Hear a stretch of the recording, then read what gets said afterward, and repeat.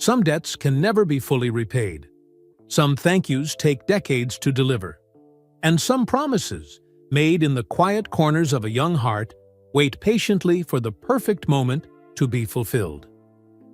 For Michael Jordan, 6-time NBA champion, Olympic, gold medalist, and global icon, one such promise had waited nearly 40 years. A promise to thank the teacher who believed in him when he needed it most. The teacher who gave him words when basketball gave him wings. The teacher who saw greatness in him before anyone else did, even himself. On a sunny Tuesday morning in Wilmington, North Carolina, that promise was finally about to be kept. And what would happen next would change not just 2 lives, but thousands more. Michael Jordan's sleek black SUV pulled up to Emsley A. Laney High School in Wilmington, North Carolina. The morning sun bounced off the vehicle's tinted windows. It was Tuesday, just after 9 a.m., when most students were settling into their second-period classes. Michael adjusted his sunglasses and took a deep breath. His hands, the same ones that had held 6 NBA championship trophies, now gripped the steering wheel tightly. "You sure about this, Mr. Jordan?" asked Keith, his driver and security guard of 15 years. Michael nodded. "I've been putting this off for too long." It had been almost 40 years since he walked these halls as a skinny teenager with big dreams. The brick building looked smaller than he remembered. The basketball courts where he had spent countless hours practicing after being cut from varsity team were still there, though they now had fresh pavement and new hoops. "Wait here," Michael told Keith. "This is something I need to do alone." Keith raised an eyebrow but knew better than to argue with his boss. "Yes, sir. I'll be right here if you need me." Michael stepped out of the SUV. At 62, he still moved with the grace of an athlete. His hair was now sprinkled with gray, and lines framed his eyes, but there was no mistaking the man whose face had appeared on cereal boxes, sneakers, and billboards around the world. He reached back into the car and pulled out a small package wrapped in blue paper. Then, as an afterthought, he grabbed a worn notebook from the glove compartment. Its blue cover was faded, its corners soft from decades of handling. Inside were the words that had changed his life. Words written by Mrs. Ruby Crawford, his former English teacher who believed in him when no one else did. As Michael walked toward the school's main entrance, a group of students spotted him from a classroom window. Their excited faces pressed against the glass, mouths open in disbelief. One boy pointed, jumping up and down. Even now, all these years later, kids still recognized him instantly. Michael smiled and waved, then continued toward the doors. His heart was beating faster than it should.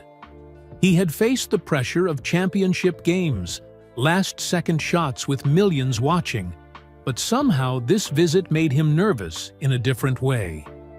He hadn't told Mrs. Crawford he was coming. Now, 83 years old, she still volunteered at the school library 3 days a week, helping students who struggled with reading, just like he once did.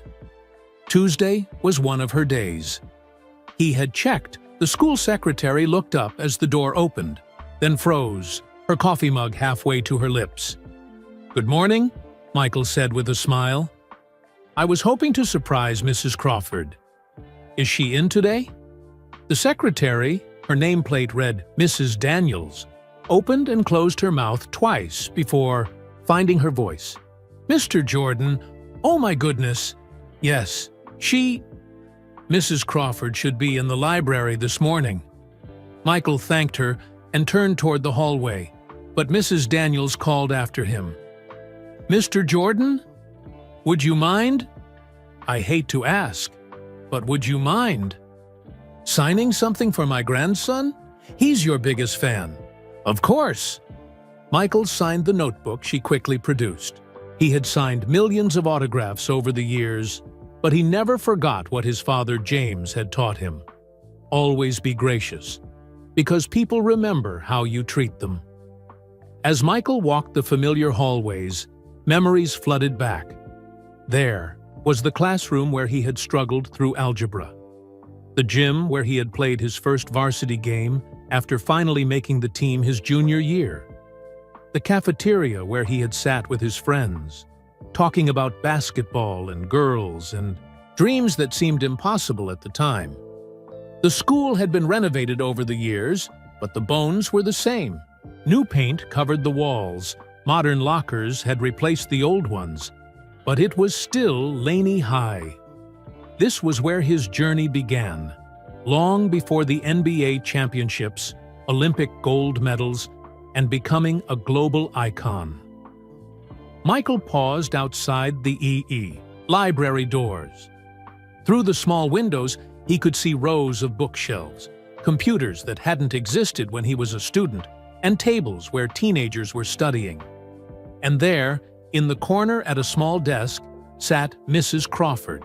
Her hair was completely white now, styled in the same neat bob she had worn for decades. Reading glasses perched on her nose as she helped a young girl with a book. Even from a distance, Michael could see the patient smile he remembered so well. The smile that had given him hope when he felt like a failure. Mrs. Crawford had been different from other teachers. When he was cut from the varsity basketball team as a sophomore, most adults had told him to accept it, to be realistic about his abilities. But not Mrs. Crawford. She had seen his determination, his hunger to prove everyone wrong. Michael remembered sitting in her English class, trying to hide his disappointment after seeing the team roster without his name on it. He had stayed behind, after the bell, pretending to work on an assignment while actually fighting back tears. Mrs. Crawford had noticed. She always noticed when a student was hurting. "Words have power, Michael," she had told him that day, handing him the blue notebook he now held in his hands. "Write down your goals in this. Write down how you feel when you're sad. Write down what you'll do to prove them wrong." That notebook had become his confidant through high school and beyond. And Mrs. Crawford's belief in him had given him the confidence to become the greatest basketball player of all time. Now, it was time to thank her properly. Michael pushed open the library door. A few students looked up, then stared in shock. Whispers rippled through the room. "Is that Michael Jordan?" Mrs. Crawford didn't notice at first. She was too focused on helping the girl sound out a difficult word. Michael walked slowly towards her desk. When he was just a few feet away, he cleared his throat softly. "Excuse me, Mrs. Crawford. I believe I still owe you a book report from 1981. She looked up, confused at first. Then her eyes widened in recognition. The book she was holding fell from her hands. "Michael," she whispered. "Michael Jordan, is it really you?" Michael smiled, holding up the worn blue notebook. "You once told me that champions aren't made in gyms. They're made from something deep inside, a desire, a dream, a vision." He took a seat across from her. "I came back to tell you that you were right." Mrs. Crawford's eyes filled with tears as she reached out with trembling hands to touch the blue notebook. "You kept it all these years?" Michael nodded. "Every page, every note you wrote in the margins." He gently placed the notebook on the desk between them. "This little book changed my life." The young girl sitting next to Mrs. Crawford was frozen in shock, her mouth hanging open. Around them, students and library staff whispered excitedly, some pulling out phones to take pictures. Mrs. Crawford noticed the commotion and smiled. "Perhaps we should find somewhere more private to talk." Michael stood and offered his arm to help her up. "I'd like that." As they walked toward the door, Mrs. Crawford turned to the librarian. "Nancy, would you mind if we use the conference room for a bit?"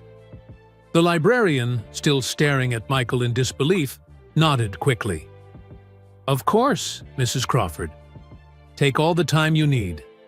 Michael and Mrs. Crawford slipped into a small room off the main library. It had a round table, 6 chairs, and walls lined with old yearbooks. Michael pulled out a chair for his former teacher before sitting across from her. "I can't believe you're really here," Mrs. Crawford said, wiping a tear from her cheek. "After all these years." Michael smiled. "I made a promise, remember? That one day I'd come back and thank you properly." Mrs. Crawford reached for the notebook again, running her fingers over its worn cover. "Tell me what happened after that day," she said softly. "The day you got cut from varsity. I want to hear it from you." Michael leaned back in his chair, his mind traveling back 47 years to 1978. 15-year-old Michael sat in the back of Mrs. Crawford's English class, trying to hide his red eyes. Yesterday, Coach Clifton "Pop" Herring had posted the varsity basketball team roster on the gym door. Michael had pushed through the crowd of boys, confident he would see his name. But it wasn't there. Instead, his best friend Leroy Smith had made the team. At 6'7", Leroy was 7 inches taller than Michael. Coach Herring said Michael was too small for varsity. "Michael Jordan," Mrs. Crawford called, snapping him back to the present. "Would you please read the next paragraph?" Michael cleared his throat and looked down at his book, but the words blurred through his tears. He tried to blink them away quickly. "Page 42, second paragraph," Mrs. Crawford prompted gently. Michael found the place and began reading aloud, his voice cracking slightly. He stumbled over several words, especially perseverance and determination. Ironically, these were exactly what he needed right now. After class, as other students filed out, Mrs. Crawford called, "Michael, could you stay a moment?" Michael froze. Was he in trouble for not paying attention? He approached her desk nervously. "Is everything all right?" Mrs. Crawford asked, looking up at him with kind eyes. Michael considered lying, saying everything was fine. But something about Mrs. Crawford's expression made him tell the truth. "I didn't make the varsity team," he admitted, staring at the floor. "Coach says I'm too small." Mrs. Crawford was quiet for a moment. "Basketball is very important to you, isn't it?" Michael nodded. "It's everything. I play every day at the playground, on 15th Street with my older brother Larry. He always beats me, but I'm getting better." "And now you feel like your dream is over because you didn't make varsity this year?" When she put it that way, it sounded silly. But it didn't feel silly. It felt like the end of the world. "My father always told me I could be special at something," Michael said, finally looking up. "But now I'm not sure what that is." Mrs. Crawford opened her desk drawer and pulled out a blue notebook. It was nothing special, just a regular composition book from the school supply store. But she held it like it was important. "Michael, do you know what the most powerful tool in the world is?" she asked. Michael shrugged. "A basketball?" Mrs. Crawford laughed. "No, it's words. Words can tear people down or build them up. Words can change how we see ourselves and how we see the world." She handed him the notebook. "I want you to write down your goals in this. Write down how you feel when you're sad. Write down what you'll do to prove Coach Herring wrong." Michael took the notebook, confused. No teacher had ever shown such interest in him before. Most just cared about his grades, which were average at best. "Why are you helping me?" he asked. Mrs. Crawford smiled. "Because I grew up poor in rural North Carolina, too. I understand what it means to have a dream that seems impossible." She told Michael how she'd been the first in her family to finish high school, then college. How people said a black woman from the country had no business being a teacher. How she'd proven them all wrong. "Sometimes all we need is one person who believes in us," she said. "I believe in you, Michael Jordan." "You were that person for me," Michael told the elderly woman sitting across from him now.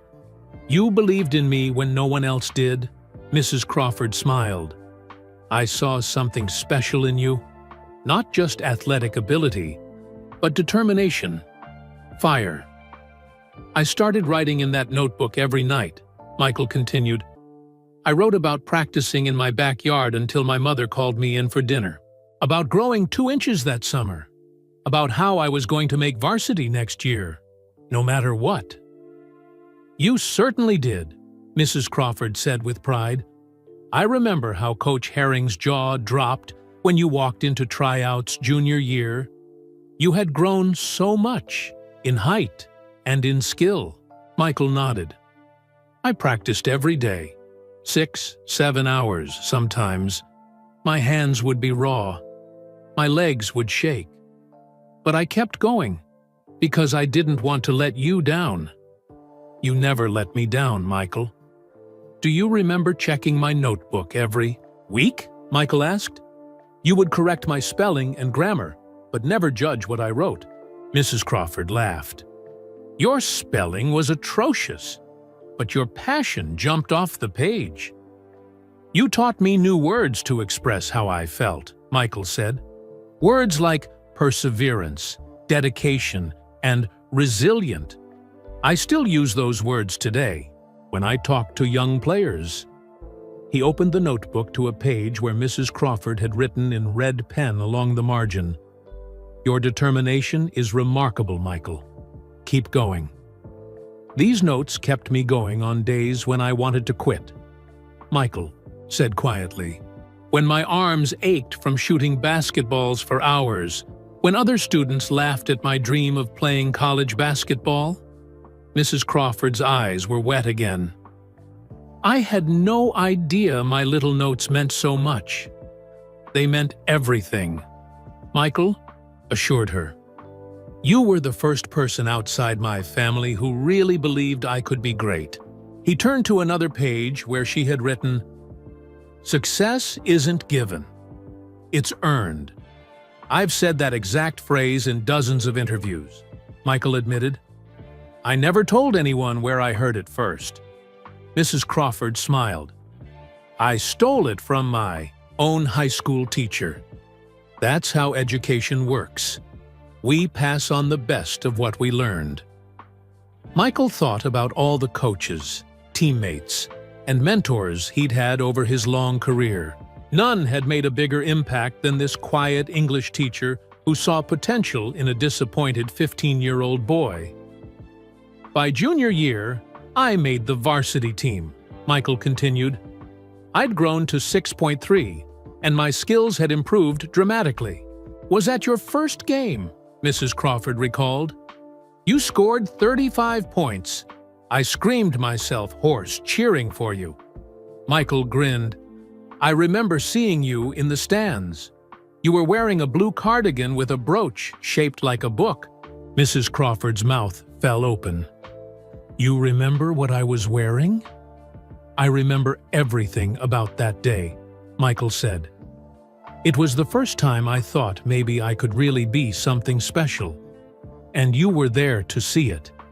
He paused, looking down at his hands, the hands that had earned him millions of dollars, that had clutched championship trophies, that had signed countless autographs. "I went on to North Carolina, then the NBA," he said softly. "I won championships, gold medals, MVP awards, but I never forgot where it all started."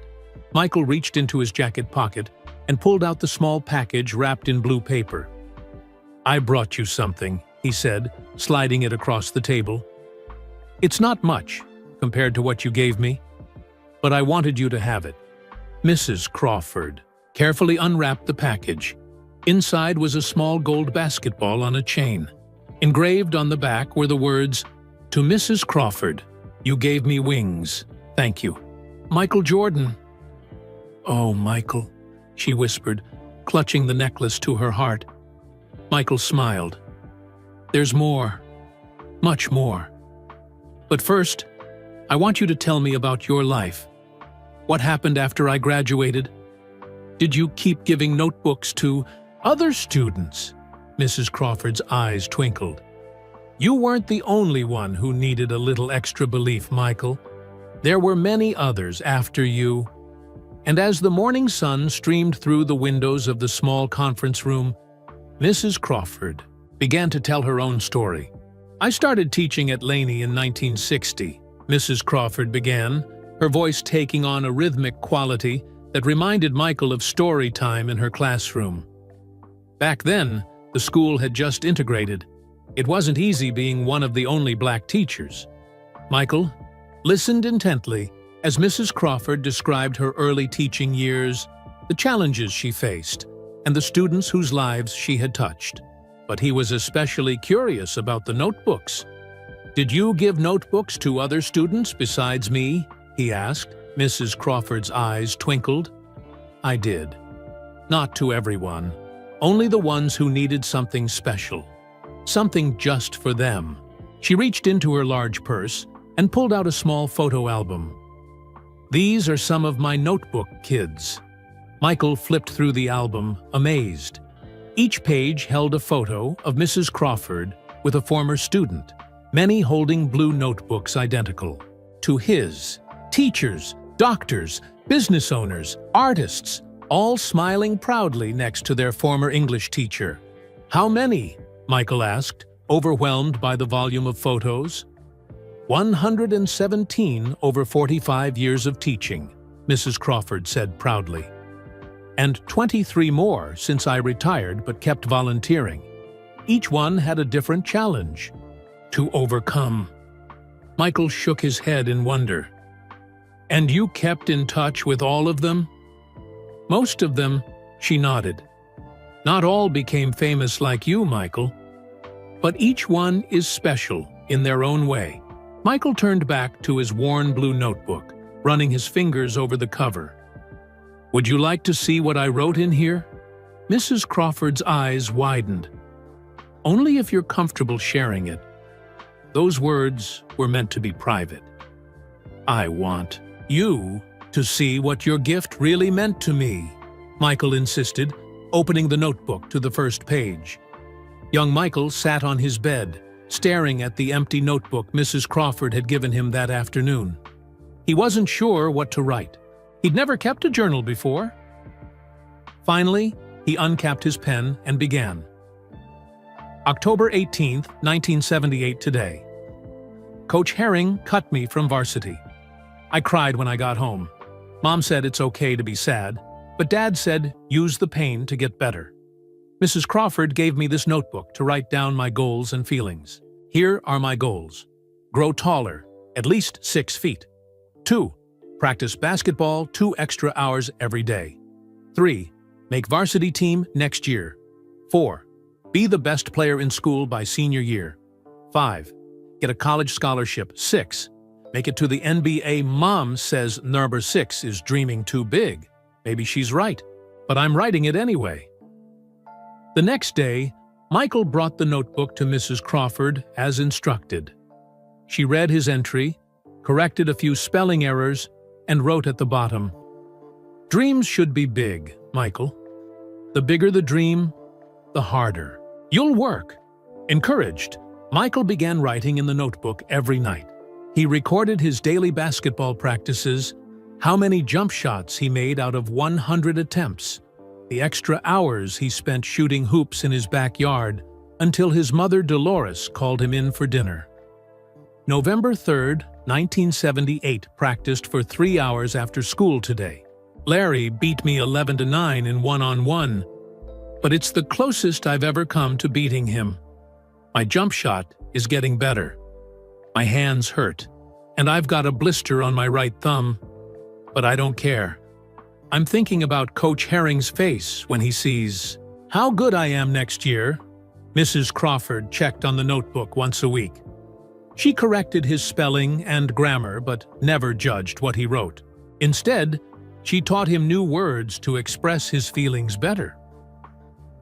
December 10th, 1978, Mrs. Crawford taught me a new word today. Perseverance. It means keeping going, even when things are hard. She says, I have lots of perseverance because I practice, even when I'm tired or when other kids make fun of me for spending so much time on basketball. As the months passed, the notebook became Michael's closest confidant. He wrote about his frustrations and his small victories. He wrote about growing an inch taller over Christmas break. He wrote about watching college basketball games on TV and imagining himself playing for North Carolina someday. March 15, 1979 measured. Myself today. I'm 5'11" now. Dad says, I might keep growing. I hope so. Coach Herring likes tall players. I'm getting faster too. Race Jeff to the corner and back after school and beat him easy.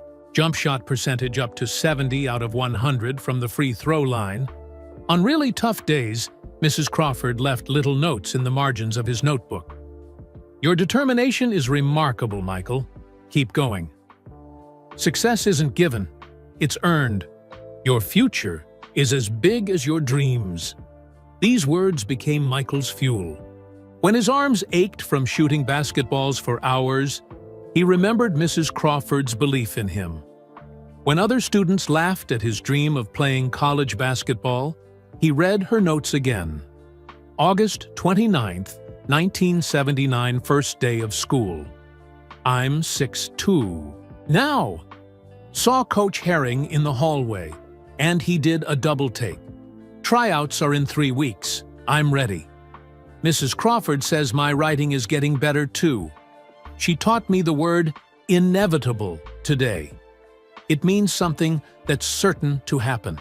Making the team this year is inevitable if I keep working hard. By the time tryouts came around in September, Michael had grown to 6'3", and his skills had improved dramatically. He was faster, stronger, and more determined than any other player. At Laney High. When the varsity roster was posted, Michael's name was at the top. September 21st, 1979, I did it. Made the varsity team today. Coach Herring said he's never seen a player improve so much in 1 year. Mom cried when I told her. Dad just nodded and said he knew I could do it. First person I wanted to tell after my parents was Mrs. Crawford. She hugged me and said she was proud. That felt really good. Mrs. Crawford was at his first game, cheering loudly from the bleachers as Michael scored 35 points against Jacksonville High School. As his sophomore year turned into junior year, the notebook entries became less about proving Coach Herring wrong and more about Michael's growing ambitions. April 12th, 1980, College Scouts at the game today. Coach says UNC is interested. That's my dream school. Mrs. Crawford says my grades need to improve if I want a scholarship there. She's helping me with extra English work. I'm studying harder now. You actually improved your grades for me? Mrs. Crawford asked, looking up from the notebook with surprise. Michael laughed. Only for you. No other teacher could get me to care about schoolwork. But I knew how much it meant to you. He turned to entries from his senior year, when scholarship offers were pouring in and his future was taking shape. I can't believe you kept track of everything so carefully, Mrs. Crawford marveled, looking at entries where Michael had detailed his scoring statistics, workout routines, and goals for improvement. This notebook taught me the power of writing things down, Michael explained. When I got to the NBA, I still kept journals. Not as neat as this one, but the habit stayed with me. It helped me focus, set goals, process losses. Mrs. Crawford smiled proudly. That's exactly what I hoped it would do. Not just help you with basketball, but give you a tool for life. Michael carefully turned to the last page of the notebook. Before I graduated, you gave me a new notebook for college. Do you remember what you wrote inside the cover? Mrs. Crawford closed her eyes, thinking back. Something about champions, wasn't it? Michael nodded and recited from memory. Champions aren't made in the gyms. Champions are made from something deep inside. A desire, a dream, a vision. Stole that from Muhammad Ali, Mrs. Crawford admitted with a small smile. It doesn't matter where it came from, Michael said. Those words stayed with me through NCAA championships, Olympic gold medals, and 6 NBA titles with the Chicago Bulls. Through the death of my father, my brief baseball career, and everything after basketball. He closed the notebook gently. You gave me more than words, Mrs. Crawford. You gave me belief. And that's what I came here to thank you for today. Mrs. Crawford reached across the table and took Michael's hand. Her skin was thin and spotted, with age, but her grip was surprisingly strong. You did all the hard work, Michael, she said firmly. I just gave you a push in the right direction. Michael shook his head. You did so much more than that, and I'm finally in a position to return the favor. Mrs. Crawford looked confused. What do you mean? Michael smiled mysteriously. Let's just say the gold necklace isn't the only gift I brought today. But before I explain, I need to ask you something important. Mrs. Crawford raised an eyebrow. What's that? Will you come with me? Michael asked, standing and offering his hand. There's something I want to show you. Mrs. Crawford looked up at Michael, curiosity lighting her eyes. Where are we going? It's a surprise, Michael said with a smile. Do you trust me? Of course I do, she replied, taking his offered hand. Michael helped Mrs. Crawford to her feet. Despite her age, she moved with the dignity and grace that had always commanded respect. In her classroom, he carefully tucked the blue notebook into his jacket pocket and escorted her out of the conference room. As they walked through the library, students and staff stared in amazement. The librarian rushed forward with Mrs. Crawford's purse and sweater. Do you need anything else, Mrs. Crawford? She asked, shooting excited glances at Michael. No thank you, Nancy. I'm apparently going on an adventure with Mr. Jordan. Mrs. Crawford smiled. I should be back for tomorrow's reading group. Don't worry about a thing, Nancy assured her. Michael guided Mrs. Crawford through the school hallways, toward the exit. Word had spread quickly through the school, and students pressed against classroom doors and windows for a glimpse of the basketball legend. Teachers tried unsuccessfully to maintain order as excited whispers echoed down the corridors. You always did know how to cause a commotion, Mrs. Crawford chuckled. Not intentionally, Michael replied. At least, not this time. Outside, Keith jumped out of the SUV to open the doors when he saw them approaching. His eyebrows shot up in surprise at the sight of the elderly woman on Michael's arm, but he quickly composed his face. Mrs. Crawford, this is Keith, my driver and security. Michael introduced them. Keith, this is Mrs. Ruby Crawford, my English teacher from high school and one of the most important people in my life. It's an honor to meet you, ma'am, Keith said respectfully, helping her into the vehicle. Once they were all settled in the SUV, Michael said, Let's go to Oakdale Cemetery first, Keith. Mrs. Crawford gave Michael a questioning look, but he just smiled and patted her hand.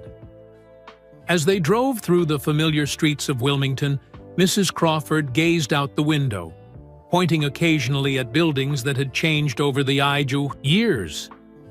Do you remember that corner store? She asked, indicating a small brick building. You and Larry used to stop there for sodas after playing basketball. The owner, Mr. Peterson, came to all your high school games. Michael nodded. I remember. He always saved cherry Cokes for me because he knew they were my favorite. The SUV turned onto a quiet, tree-lined road leading to Oakdale Cemetery, one of the oldest in Wilmington. Established in 1852, its moss-draped oaks and historic monuments made it a peaceful resting place for generations of local families. "Why are we here, Michael?" Mrs. Crawford asked softly as Keith parked the car. "I want to visit someone," Michael replied, helping her out of the SUV. "Someone important to both of us." They walked slowly along the winding paths, Michael matching his stride to Mrs. Crawford's careful steps. The spring air was warm, filled with the scent of blooming azaleas and freshly cut grass. Finally, they stopped before a well-maintained grave. The headstone read, "James R. Jordan Seater, 1936-1993, beloved husband, father, and friend." "Your father," Mrs. Crawford whispered, reaching out to touch the smooth stone. "Dad always said you were the best teacher I ever had," Michael said, standing tall beside her. "He came to every parent-teacher conference, remember?" Mrs. Crawford nodded. "I do. He wore a tie even though he came straight from work at the General Electric plant. He always asked such thoughtful questions about your progress." Michael knelt and removed a fallen leaf from his father's grave. "Dad believed in me before anyone else did. Then, you became the second person." He stood up again and took a deep breath. "I wanted to come here today because this is where I made a promise that I never kept." Until now, Mrs. Crawford watched him curiously as Michael explained, "After Dad was killed in 1993, I came here often to talk to him. During one visit, I promised I would find a way to thank you properly for what you did for me. Not just a quick visit or a thank you note, but something meaningful that would honor the impact you had on my life." Michael's voice grew softer. "But I got busy with basketball, then business, then ownership of the Hornets. Years passed. I sent Christmas cards and made donations to Laney High in your name.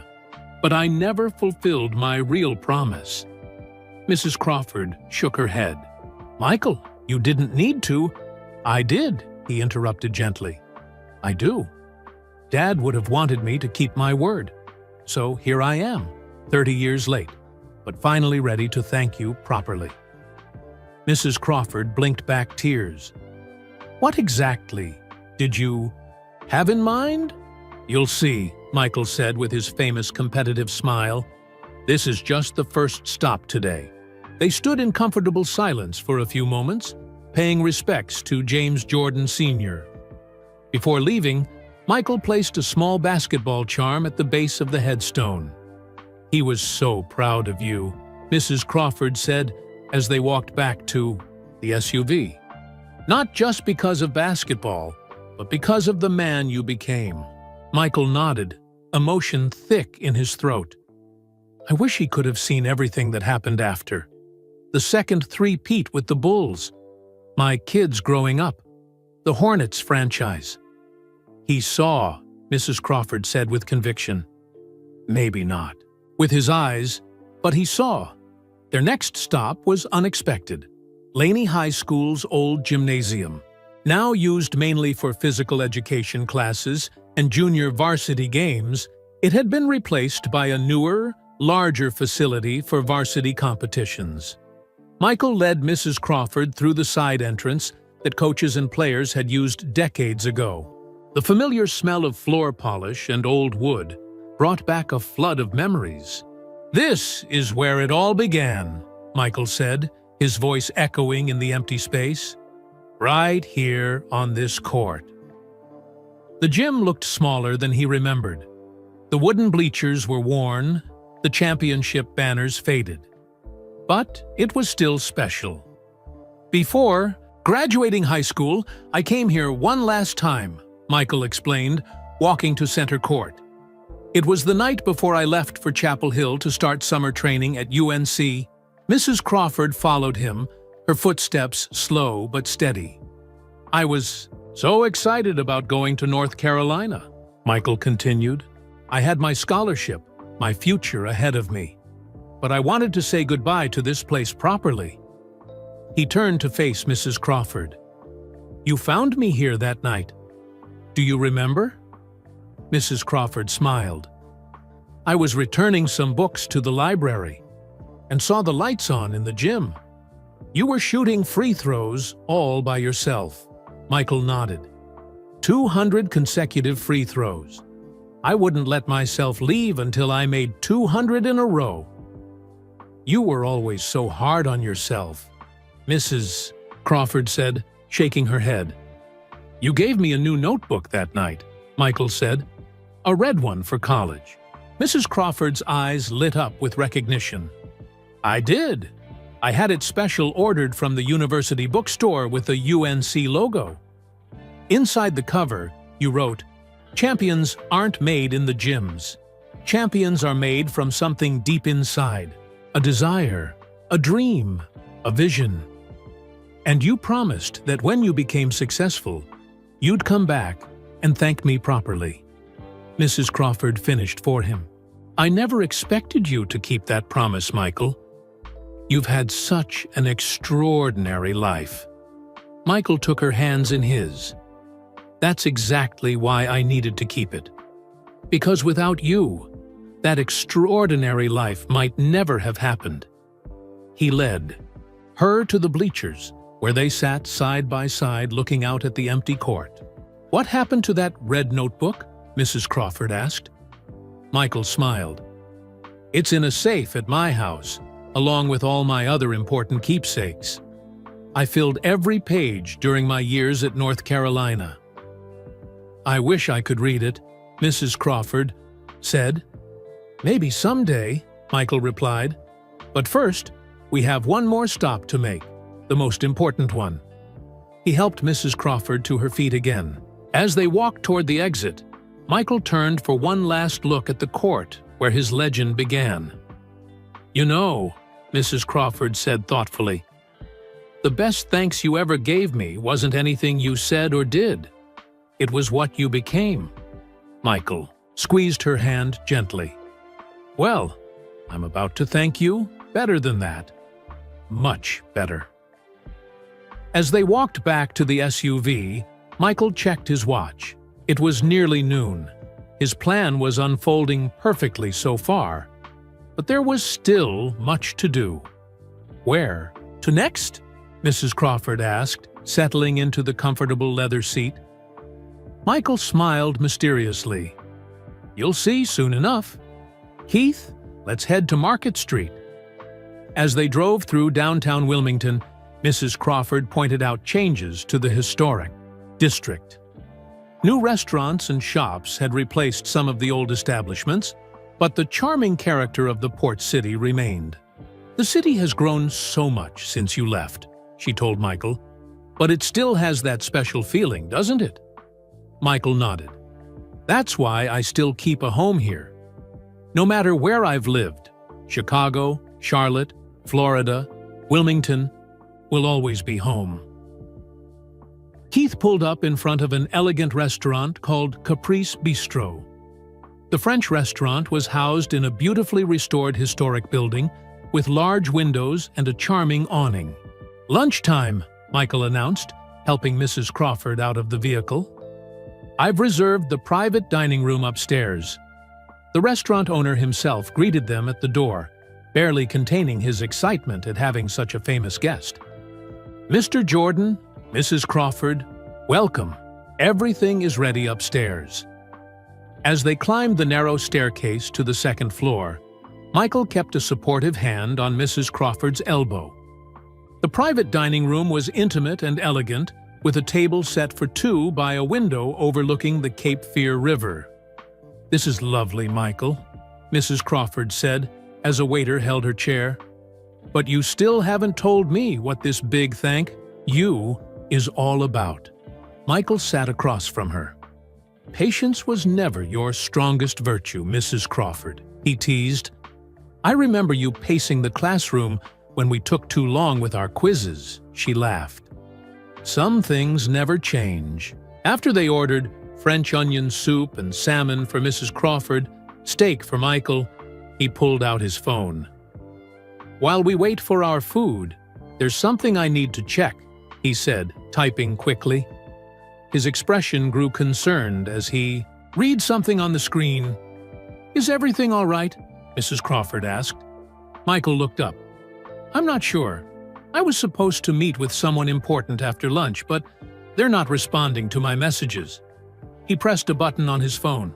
Keith, can you make some calls about our next appointment? I'm not getting any response. While Keith worked on solving the mystery, Michael and Mrs. Crawford enjoyed their lunch. They reminisced about the old days at Laney High, catching up on what had happened to various teachers and students from that era. Do you remember Principal Watson? Mrs. Crawford asked.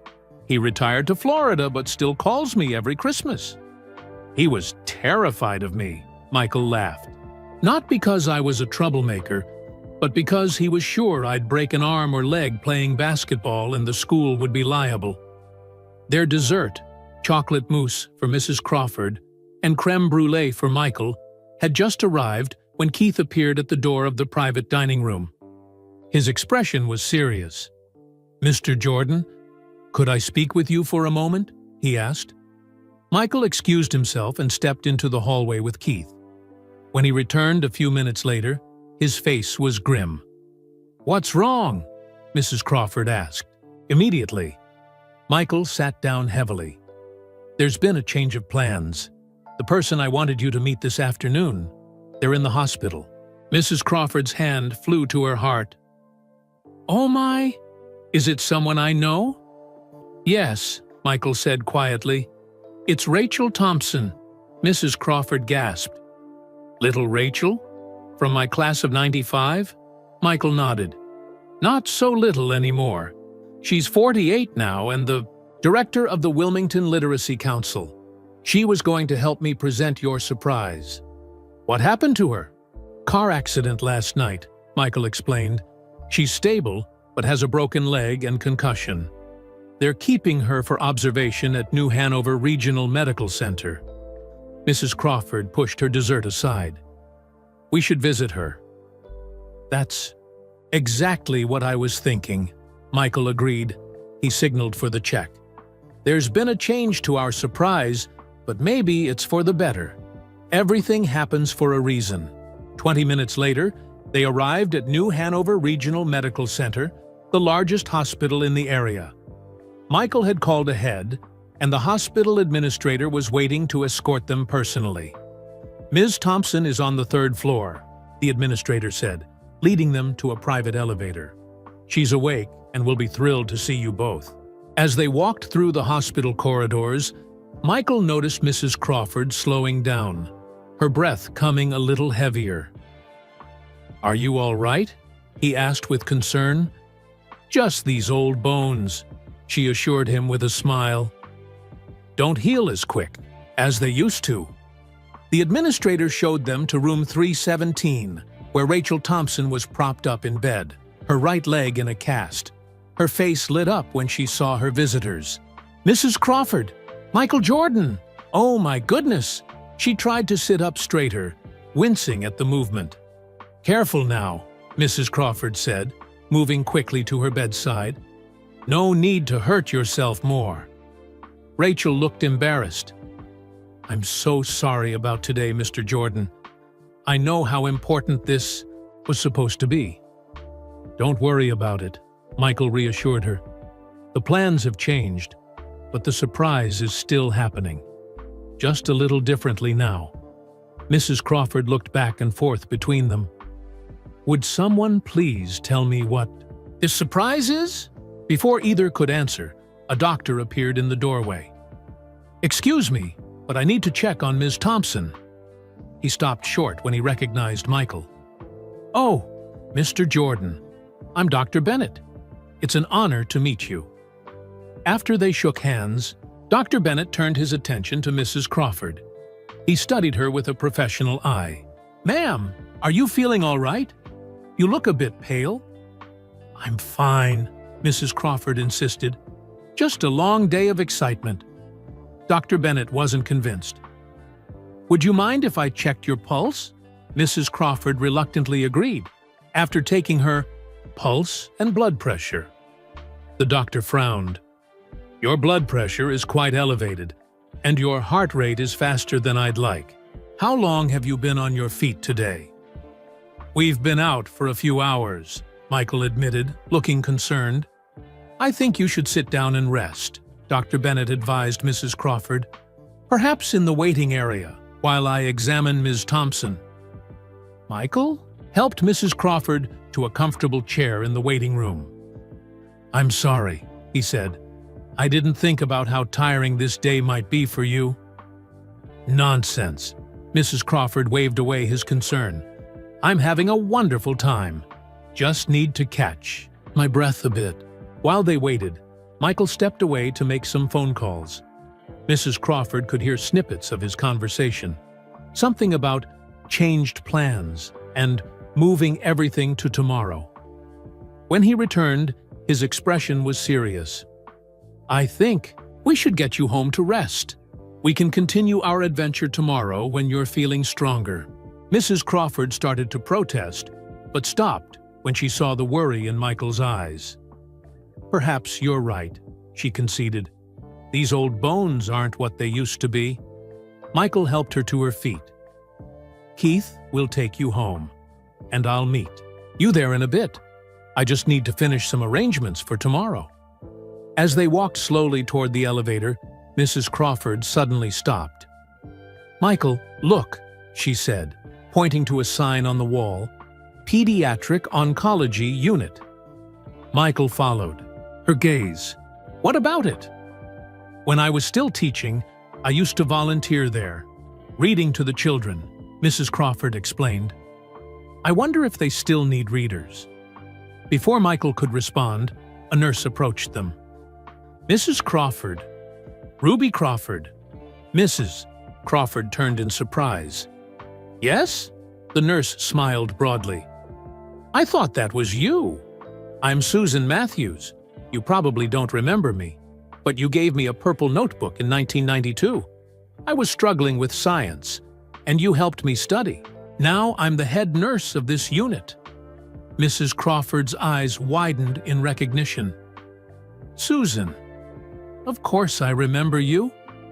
You wanted to be a nurse since 3rd grade. Susan nodded excitedly. And here I am. I can't believe you're here. The children would love to meet you. Some of them have been asking for new stories just today. Mrs. Crawford looked at Michael with a question in her eyes. Go ahead, he encouraged her. I can see you want to. Just for a few minutes, Mrs. Crawford agreed. I'd love to meet the children.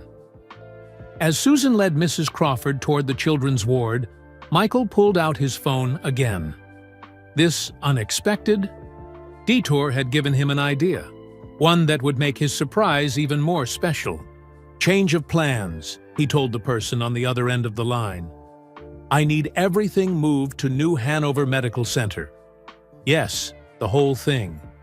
And I need it ready by tomorrow afternoon. He smiled as he watched Mrs. Crawford disappear down the hallway, her steps somehow more energetic now that she was heading toward children who needed her. Some things never changed. Michael followed the sound of Mrs. Crawford's voice down the hospital corridor. He found her in a brightly colored room filled with children in pajamas and hospital gowns. Some sat in wheelchairs, others in regular chairs, and a few were in hospital beds that had been wheeled in for the impromptu story time. Mrs. Crawford sat in a rocking chair, reading from a picture book about a basketball-playing giraffe. Her voice changed for each character, bringing the story to life. The children were captivated, their medical challenges temporarily forgotten as they giggled at the tale. Michael stood quietly in the doorway, not wanting to interrupt. Nurse Susan noticed him and whispered, "She hasn't lost her touch. Some of these kids haven't smiled in days." When Mrs. Crawford finished the story, a little girl with no hair and a feeding tube asked, "Can you read another one, please?" "I think that's enough for today, Lily," Nurse Susan said gently. "Mrs. Crawford needs to rest." That's when one of the older children spotted Michael. "Is that Michael Jordan?" he gasped, his eyes wide with disbelief. All heads turned toward the doorway. For a moment, there was complete silence. Then the room erupted in excited chatter. "It really is him! Michael Jordan! Mom's never going to believe this." Michael stepped into the room, smiling. "Hi, everyone. I see you've met my favorite teacher, Mrs. Crawford." "You were her student?" a boy with a cast on both legs asked in amazement. Michael nodded. "A long time ago. And she changed my life." Mrs. Crawford beamed at him. "Michael was always special, even before he became famous." "Did you know he was going to be a basketball star?" asked another child. "I knew he had determination like I'd never seen before," Mrs. Crawford replied. "And that can take you anywhere you want to go." For the next 30 minutes, Michael and Mrs. Crawford answered questions from the children. Michael signed autographs on hospital gowns, casts, and even a few medical charts, with Nurse Susan's permission. Mrs. Crawford told stories about young Michael in high school, carefully omitting the ones that might diminish the legend sitting beside her. When it was finally time to leave, Nurse Susan walked them back to the elevator. "This meant the world to them," she said sincerely. "Some of these children are facing very difficult treatments. Today will give them something positive to hold on to." "I'd like to come back," Mrs. Crawford said. "Perhaps regularly, if that would be allowed." "Of course," Susan exclaimed. "We'd love to have you any time."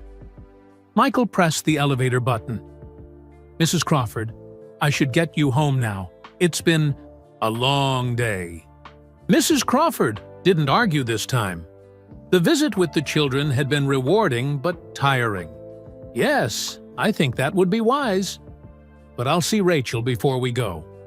They returned to Rachel Thompson's room to say goodbye. Rachel looked disappointed. "So the big surprise is postponed?" Michael nodded. "Until tomorrow. But it'll be even better now. I've got some new ideas." "What surprise?" Mrs. Crawford asked again, hands on her hips in mock frustration. Michael and Rachel exchanged smiles. "You'll have to wait until tomorrow," Michael teased. "Good things come to those who wait." Keith drove them to Mrs. Crawford's house, a modest, one-story home on a quiet street lined with oak trees. The house was small but well-maintained, with a neat garden of roses and azaleas in the front yard. "You've kept the place looking nice," Michael commented as he helped Mrs. Crawford up the front walk. "My neighbor's grandson mows the lawn, and I still do my own gardening," she said proudly. "Keeps these old bones moving." Inside, the house was just as Michael had imagined it would be. Walls lined with bookshelves, comfortable furniture that prioritized function over fashion, and photos everywhere. Many of the photos were of former students, including several of Michael throughout his career. "Would you like some tea?" Mrs. Crawford offered, heading toward the kitchen. "You sit," Michael insisted. "I'll make it. Just point me in the right direction." As Michael prepared tea, Mrs. Crawford settled into her favorite armchair and kicked off her shoes with a sigh of relief. "What a day this has been," she said. "When I woke up this morning, I never imagined I'd be spending the day with Michael Jordan." Michael brought 2 cups of tea to the living room. "And I never imagined I'd finally be fulfilling a promise I made decades ago." He sat across from her, looking thoughtful. "Seeing you with those children today, it reminded me of how you were with us in school. Always patient, always encouraging. You had that same look in your eyes." Mrs. Crawford smiled. "Teaching isn't just about transferring knowledge. It's about seeing potential and nurturing it." "You saw something in me that no one else did," Michael said quietly. "Not even me." "I saw determination," Mrs. Crawford replied. "And heart. Those are rare qualities, Michael." Talent is common, but the drive to develop that talent to its fullest potential? That's special. They sat in comfortable silence for a few moments, sipping their tea. Then Michael's phone buzzed with a message. He read it and smiled. "Everything's set for tomorrow," he announced. "Are you up for another adventure?" Mrs. Crawford nodded. "As long as I get my full 8 hours of sleep tonight, I'll be ready for anything." "Good. I'll pick you up at 10, Michael said, standing. To leave. "And Mrs. Crawford?" "Wear something nice. We're going to be taking pictures." After Michael left, Mrs. Crawford sat looking at the blue notebook he had forgotten on her coffee table. She picked it up carefully, running her fingers over the worn cover. 47 years of memories were contained in those pages. She had given out 140 notebooks over her career, but only one had found its way back to her like this. Only one had traveled through championships and heartbreaks, victories and defeats, only to return with its owner to say thank you. The next morning, Keith arrived promptly at 10 to pick up Mrs. Crawford. Michael wasn't with him. "Mr. Jordan will meet us at the hospital," Keith explained as he helped her into the SUV. "He's been there since dawn, getting everything ready." When they arrived at New Hanover Regional Medical Center, Keith escorted Mrs. Crawford to a conference room on the first floor. The large room had been transformed, decorated with blue and white balloons, Laney High's colors, flowers, and a banner that read, "Thank you, Mrs. Crawford." Michael was directing the placement of chairs when Mrs. Crawford walked in. He turned, and his face broke into a huge smile. "You look beautiful," he said, taking in her powder blue dress and the gold basketball necklace he had given her. "What is all this?" Mrs. Crawford asked, looking around in amazement. "This," Michael said proudly, "is your long overdue thank you." He led her to a comfortable chair in the center of the room. "Just wait here for a few minutes. Our guests will be arriving soon." "Guests? What guests?" Michael just smiled mysteriously and walked away to speak with a woman setting up a video camera in the corner of the room. Mrs. Crawford sat patiently, watching the room fill with hospital staff and patients who could walk or be wheeled in. Rachel Thompson arrived, her leg in a cast, but her face glowing with excitement. She wheeled herself over to Mrs. Crawford. "Are you ready for the surprise?" Rachel asked. "I still don't know what it is," Mrs. Crawford admitted. Rachel smiled. "You'll find out in about 1 minute. Look, here they come." Mrs. Crawford turned toward the door. What she saw made her breath catch in her throat. People were filing into the room, dozens of them, of all ages. Some were in their 50s and 60s, others in their 20s or 30s. A few were even teenagers, and each person carried a notebook. Blue, green, red, purple, yellow. Notebooks of every color, but all the same size and style.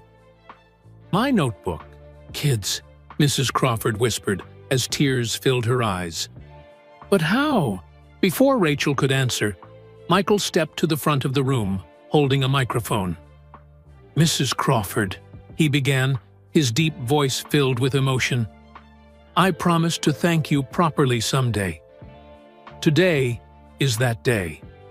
"Mrs. Crawford," Michael continued, 47 years ago, you gave me a blue notebook and told me to write down my dreams. You believed in me when no one else did. That notebook changed my life." He gestured to the crowd filling the conference room. "But as I discovered yesterday, I wasn't the only one. You changed many lives with your notebooks and your belief."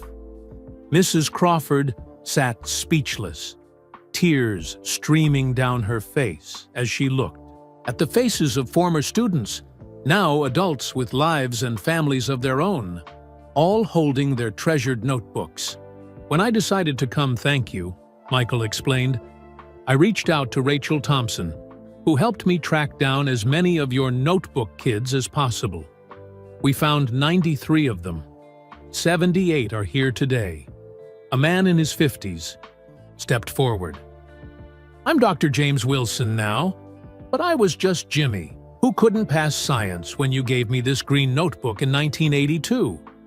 He held up a worn green composition book. Now I'm chief of surgery at Duke University Hospital.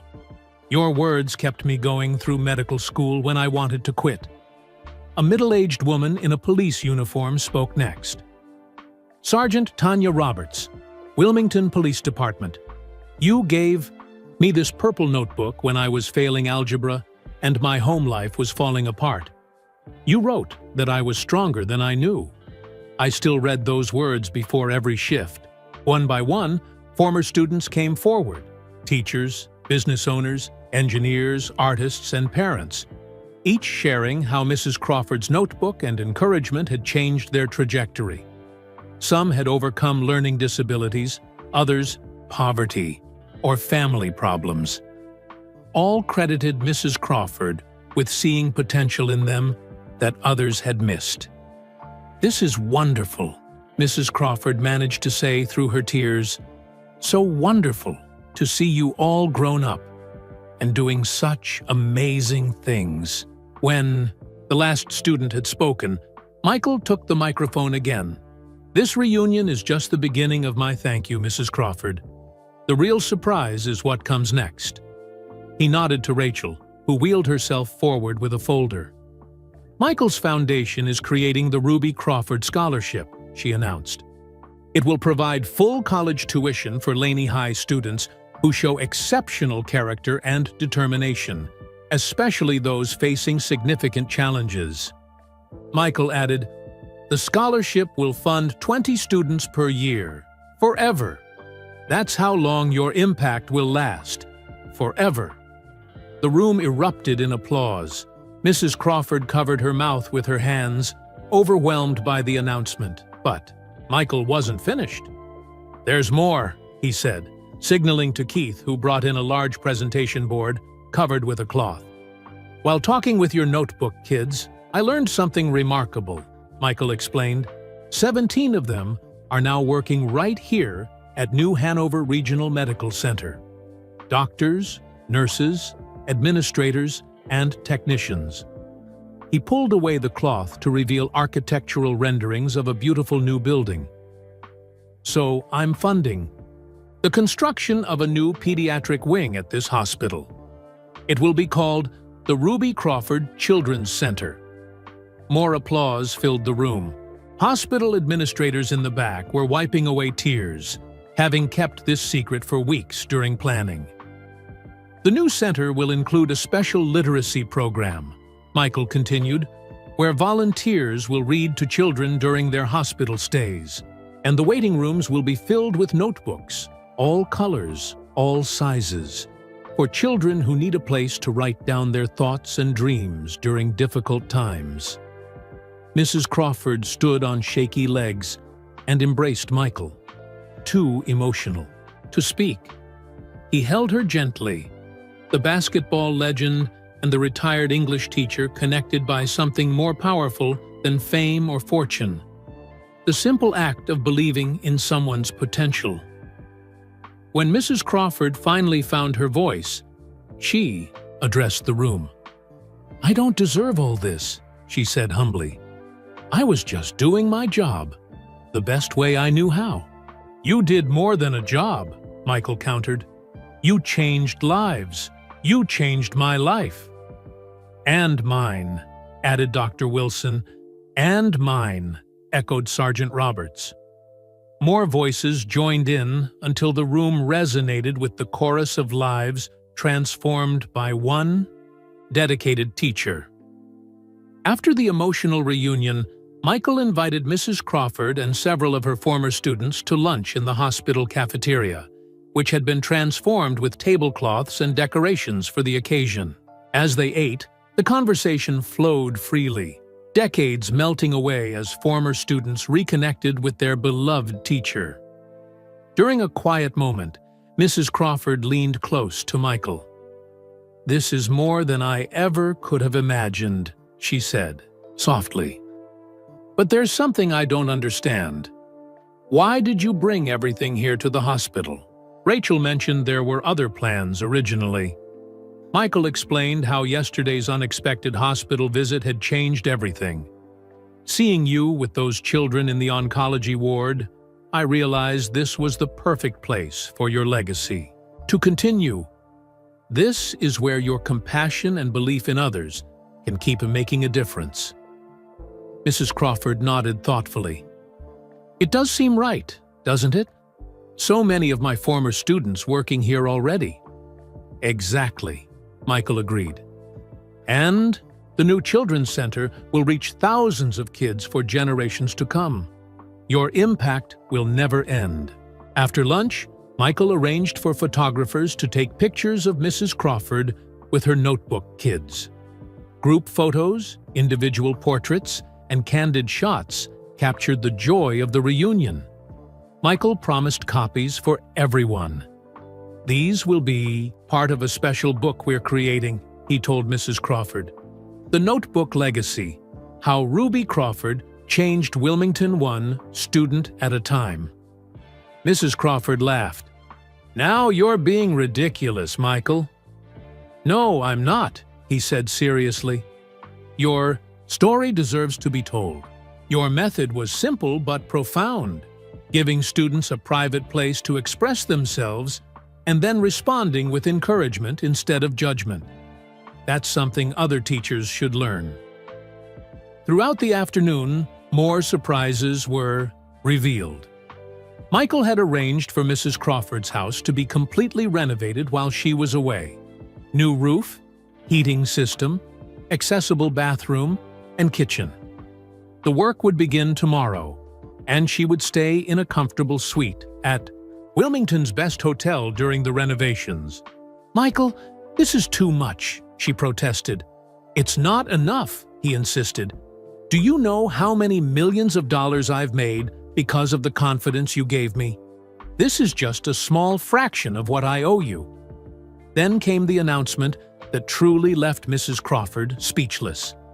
Michael revealed his foundation had established a teacher training program at the University of North Carolina, Wilmington, focused on methods for reaching struggling students.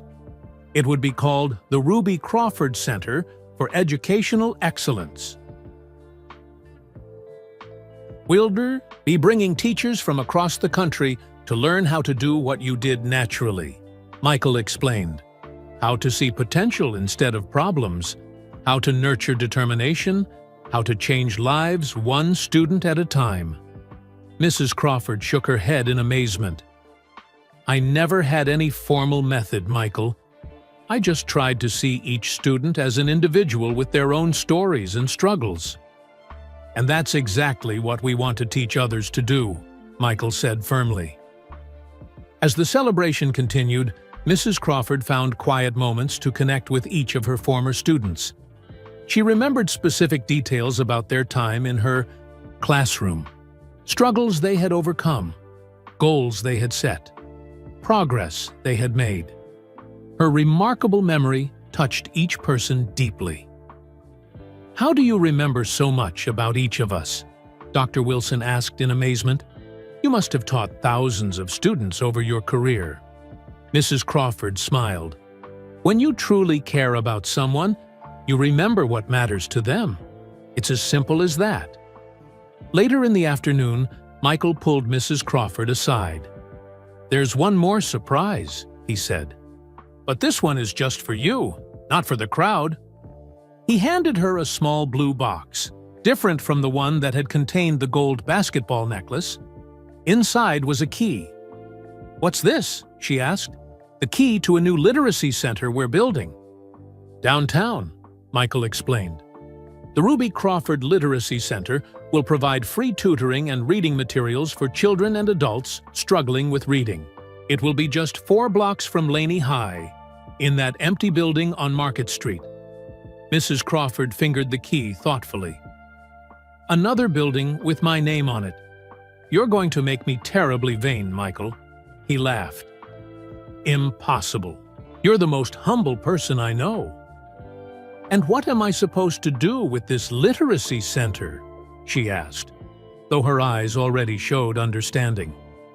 "Run it," Michael said simply. "If you want to. The center needs a director who understands what it's like to change lives through words." Mrs. Crawford was quiet for a long moment. At 83, she had thought her teaching days were largely behind her, limited to volunteering a few hours a week at the school library. Now Michael was offering her a chance to make an even bigger impact. "I'd need help," she said finally. "These old bones can't work 40-hour weeks anymore." "You'll have a full staff," Michael assured her. "You'll be the heart and wisdom of the place, the inspiration. Others will handle the day-to-day operations."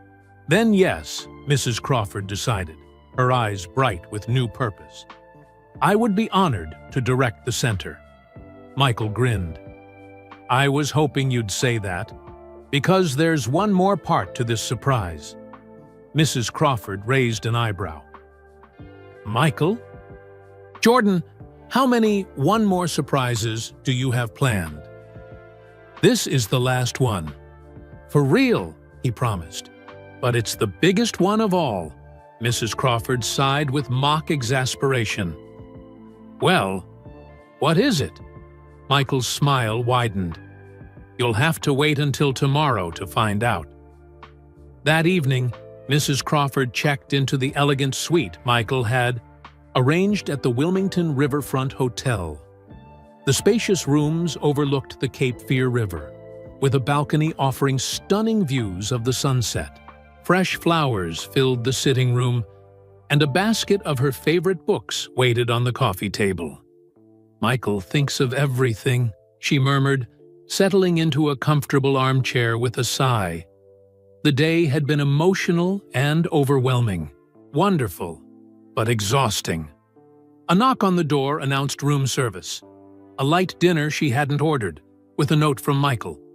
"Rest well. Tomorrow's another big day. MJ." After eating, Mrs. Crawford took a long, hot bath in the luxurious bathroom, then called her niece in Atlanta to share the incredible events of the past 2 days. Her niece was skeptical until Mrs. Crawford sent photos from her new phone, another gift from Michael, who had insisted she needed to join the 21st century. "It's really him, Auntie Ruby," her niece exclaimed when she saw the pictures. "Michael Jordan! I can't believe it." "He was always special," Mrs. Crawford said, simply. "Not just because of basketball, but because of his heart." As she prepared for bed, Mrs. Crawford felt a familiar ache in her hip, the one that had been bothering her for months, but she'd been too stubborn to have checked. Today's excitement had aggravated it, sending sharp pains down her leg. "Just old age," she told herself, swallowing an aspirin before climbing into the king-sized bed. Nothing to worry about. But in the morning, the pain was worse. She could barely walk to the bathroom. When Michael called to check on her, she couldn't hide the strain in her voice. "What's wrong?" he asked immediately. "Just a bit of hip pain," she admitted. "Nothing serious." "I'm sending a doctor to your room," Michael said firmly. No arguments. 20 minutes later, a kind-faced woman arrived at her door. "Dr. Lisa Chen," she introduced herself. "I'm an orthopedic specialist at New Hanover. Mr. Jordan asked me to check on you." After a thorough examination, Dr. Chen looked concerned. "Mrs. Crawford, how long have you been having this pain?" "A few months," she confessed. "It comes and goes." "I think you need an X-ray," Dr. Chen said. "From what I can tell, this could be more than just arthritis. Would you allow me to arrange?" "That for you?" Mrs. Crawford hesitated. She hated hospitals when she was the patient, rather than the visitor. But she also knew Michael wouldn't proceed with his plans if she wasn't well. "All right," she agreed reluctantly. "But please tell Michael not to worry. I'm sure it's nothing serious." Dr. Chen smiled kindly. "I'll let him know. And don't worry, we'll take good care of you."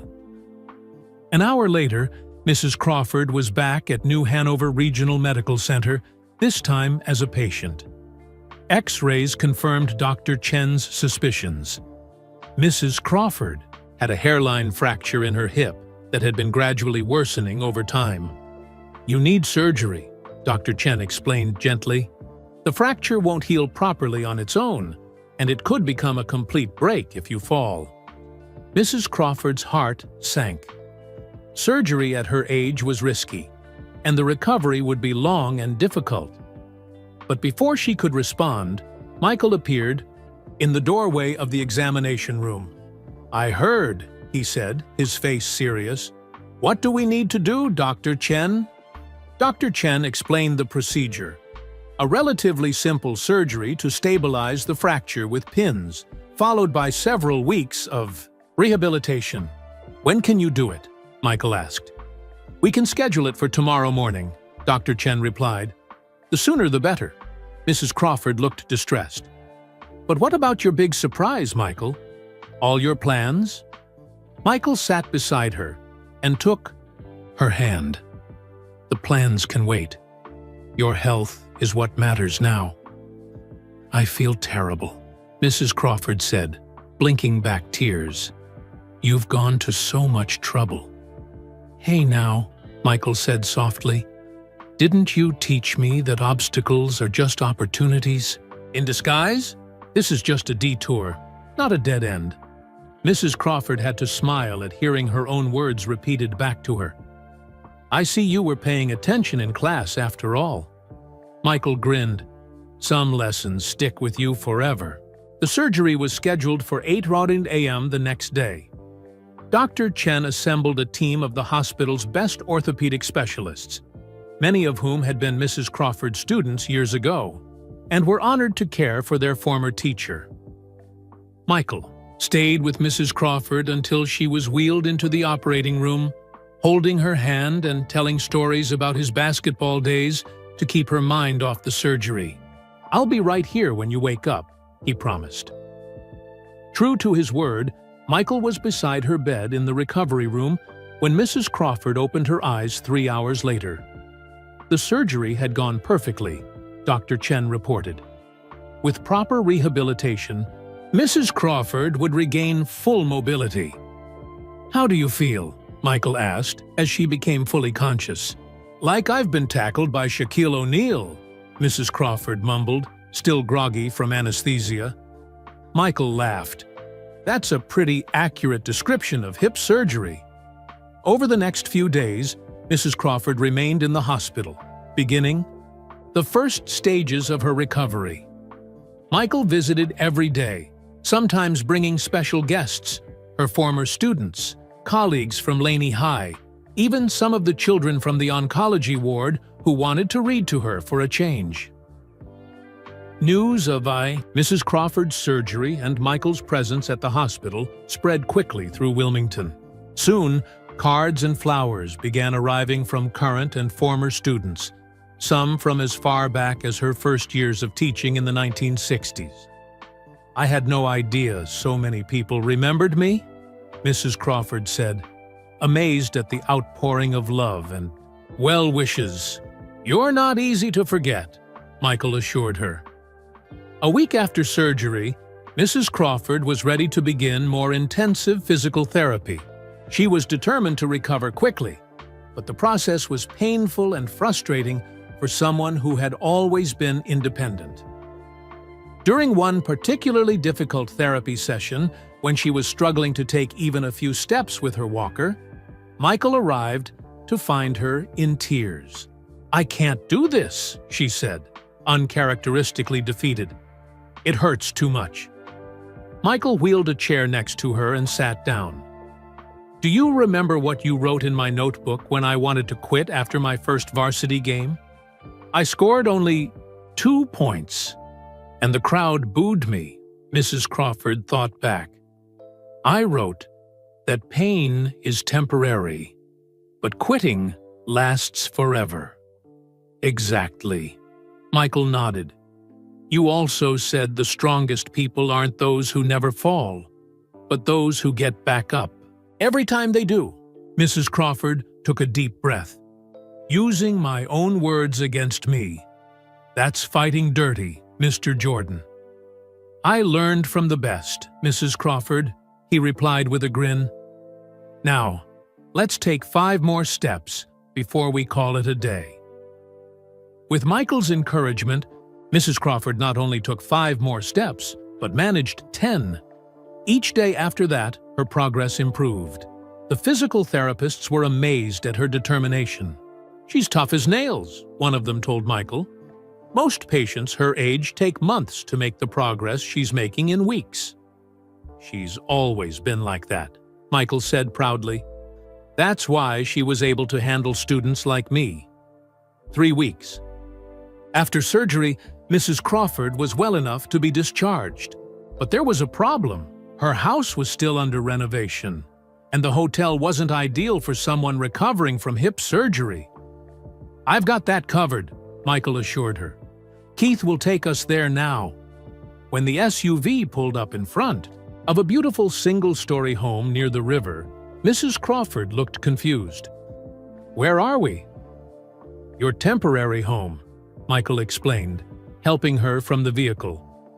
I've rented it for the next 2 months while you recover, and your house is being renovated.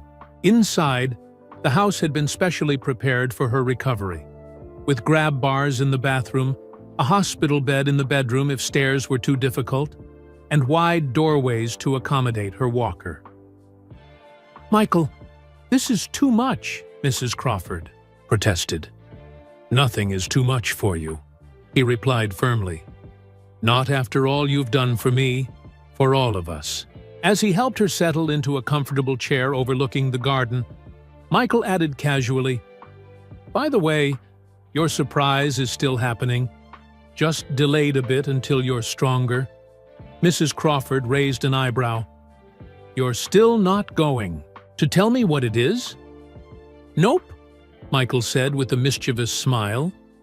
But trust me, it'll be worth the wait. 3 months passed. Summer turned to fall, painting Wilmington in shades of gold and crimson. Mrs. Crawford's recovery progressed.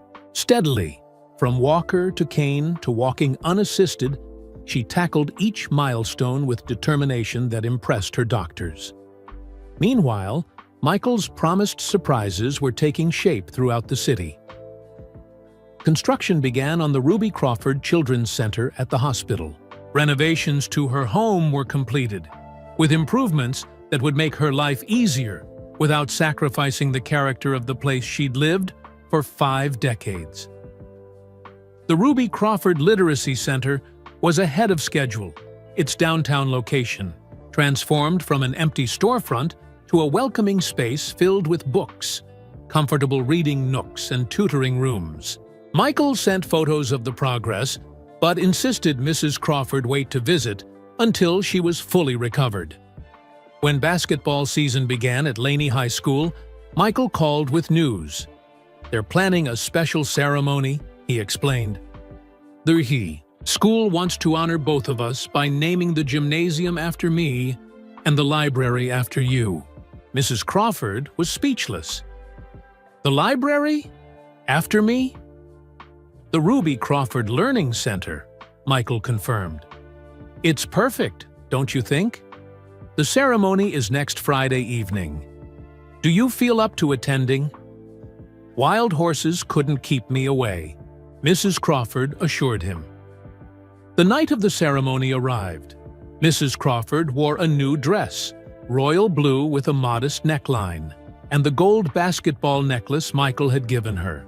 Keith arrived in the SUV to drive her to the school. You look wonderful, he said, helping her into the vehicle. How's the hip? Much better, Mrs. Crawford replied. Still a bit stiff in the mornings, but Dr. Chen says that's to be expected. When they arrived at Laney High, the parking lot was full. Students directed traffic, wearing special T-shirts with Crawford Jordan Legacy Night printed across the front. Goodness, Mrs. Crawford murmured. I wasn't expecting such a crowd. The school gymnasium was transformed. Banners hung from the ceilings celebrating Michael's basketball achievements. Photos from his high school days lined the walls. A stage had been set up at one end of the court, with chairs for dignitaries and special guests. Michael was waiting by the side entrance, dressed in an elegant suit. "Mrs. Crawford," he said warmly, taking her hands. "You look amazing. How do you feel?" "Nervous," she admitted. "I've never liked being the center of attention." Michael laughed. "That makes one of us. But tonight isn't about showing off. It's about inspiration. Showing these kids what's possible." He escorted her to the stage, where the principal, superintendent, mayor, and other local officials were already seated.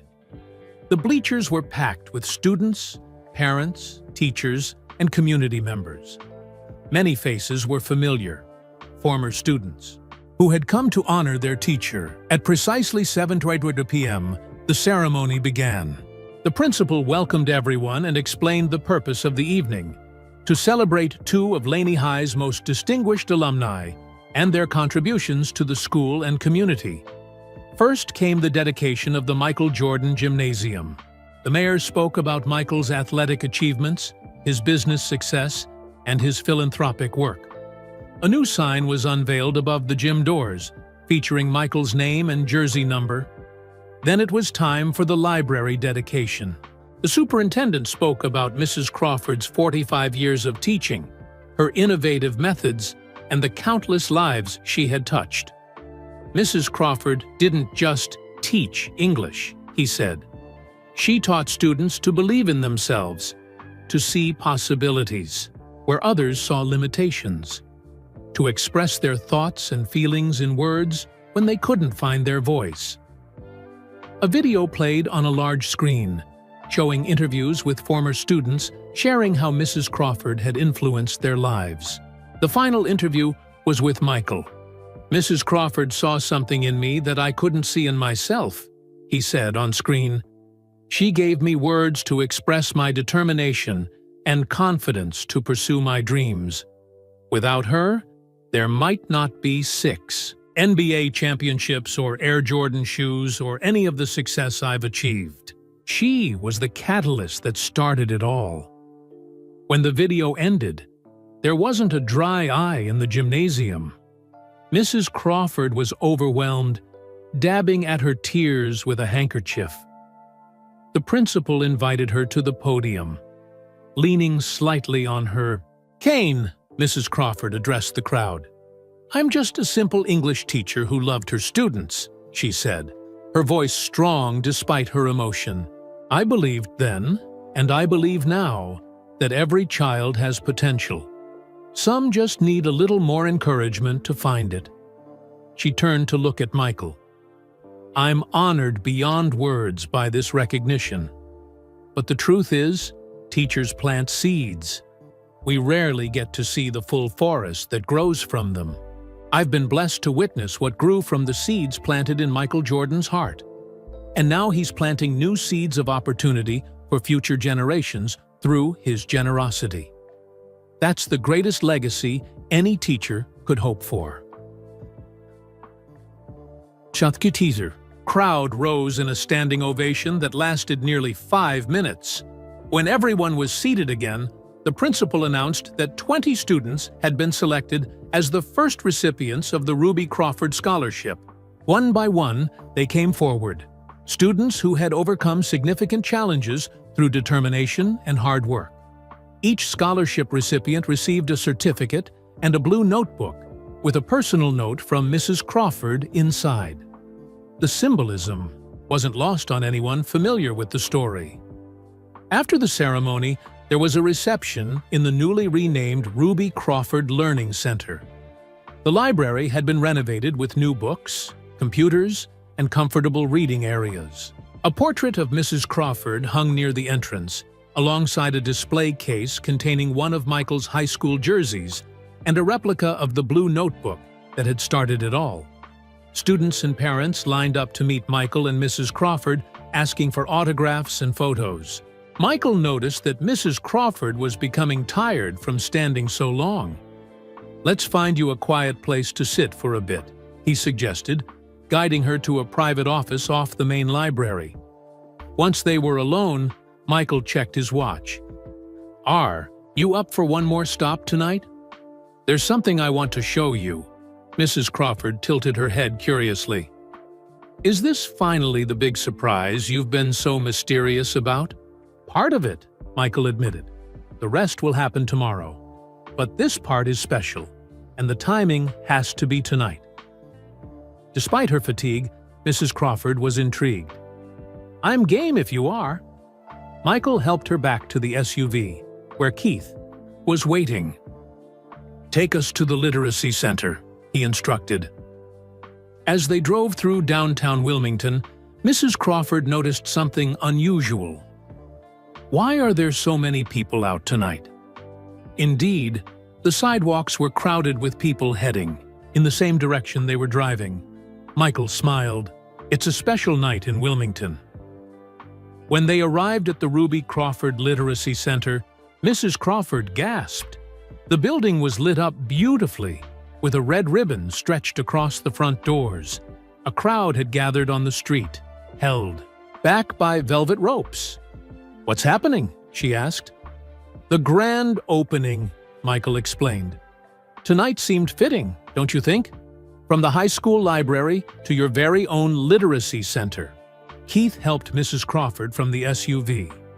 The crowd cheered when they saw her, many holding signs that read, "Thank you, Mrs. Crawford," and "Books Change Lives." Michael led her to a small podium set up in front of the ribbon. "Would you like to say a few words before we cut the ribbon?" Mrs. Crawford nodded, overwhelmed but determined. She addressed the crowd briefly, thanking them for coming and expressing her hope that the center would help many people discover the joy and power of reading. Then, with Michael beside her, she cut the ribbon to officially open the Ruby Crawford Literacy Center. Camera flashes captured the moment as the crowd cheered. "Now it's really yours," Michael said, handing her a set of keys. "Your legacy and brick and mortar." Mrs. Crawford looked up at the beautiful building with her name displayed prominently above the entrance. "It's wonderful, Michael. Truly wonderful. Is this the big surprise you've been planning?" Michael shook his head, a mysterious smile playing on his lips. "No, Mrs. Crawford. The real surprise comes tomorrow morning." "More surprises?" Mrs. Crawford sighed with mock exasperation. "Michael Jordan, you are incorrigible." "Another vocabulary word you taught me," Michael laughed. "And yes, there's one more surprise, the biggest one of all." After the ribbon-cutting ceremony, Michael escorted Mrs. Crawford through the Literacy Center, showing her the carefully designed spaces. Children's reading rooms with colorful cushions and low bookshelves. Adult literacy classrooms equipped with computers and learning resources. A community room for book clubs and author visits. "It's even more beautiful than in the photos," Mrs. Crawford said, running her hand along a shelf of brand-new children's books. "The best part is this," Michael said, leading her to a wall near the entrance. It featured a large display titled "The Notebook Legacy," with photos of Mrs. Crawford throughout her teaching career. In the center was a glass case containing the original blue notebook Michael had kept all these years. "I'm just lending it for the display," Michael clarified. "That notebook stays with me," Mrs. Crawford smiled, touched by the gesture. "As it should." By the time they finished the tour, she was visibly tired. The emotions and activities of the day had taken their toll. "Time to get you home," Michael said. "Big day tomorrow." "Are you finally going to tell me what this last surprise is?" Mrs. Crawford asked as Keith drove them back to her newly renovated house. Michael shook his head. "Just be ready at 9 a.m. Wear something comfortable but nice." "You and your secrets," Mrs. Crawford sighed, but her eyes twinkled with anticipation. The next morning, Keith arrived promptly at 9 a.m. Mrs. Crawford was waiting on her porch, dressed in a comfortable blue pantsuit with sensible shoes, a concession to her still healing hip. "Good morning, Mrs. Crawford," Keith greeted her cheerfully. "Ready for the big day?" "I would be if I knew what it was," she replied with a chuckle. Keith helped her into the SUV. "Mr. Jordan asked me to give you this," he said, handing her an I-bind pool envelope. Inside was a note in Michael's handwriting. "Mrs. Crawford, today's journey may seem mysterious, but it will all make sense soon. Trust me, as I once trusted you. First stop, my office in Charlotte. There's something there you need to see." Mrs. Crawford raised an eyebrow. "Charlotte, that's over 3 hours away." Keith nodded. "Yes, ma'am. But Mr. Jordan has arranged for us to take his private plane. We'll be there in under an hour." 30 minutes later, they arrived at a small private airfield where a sleek jet waited on the tarmac. The words Air Jordan were emblazoned on the side, making Mrs. Crawford laugh. "Of course his plane would be called that," she said, as Keith helped her up the steps. The interior was luxurious but tasteful. Mrs. Crawford settled into a butter-soft leather seat, amazed at this glimpse into Michael's life. A flight attendant offered her refreshments, treating her with the deference usually reserved for dignitaries. "I feel like the Queen of England," Mrs. Crawford whispered to Keith. The short flight to Charlotte was smooth. When they landed, another SUV was waiting to take them to Michael's office in uptown Charlotte. Mrs. Crawford had never visited Michael's headquarters before. The modern building housed his business empire, the Charlotte Hornets basketball team he owned, his Jordan brand company, and his philanthropic foundation. In the lobby, a security guard was expecting them.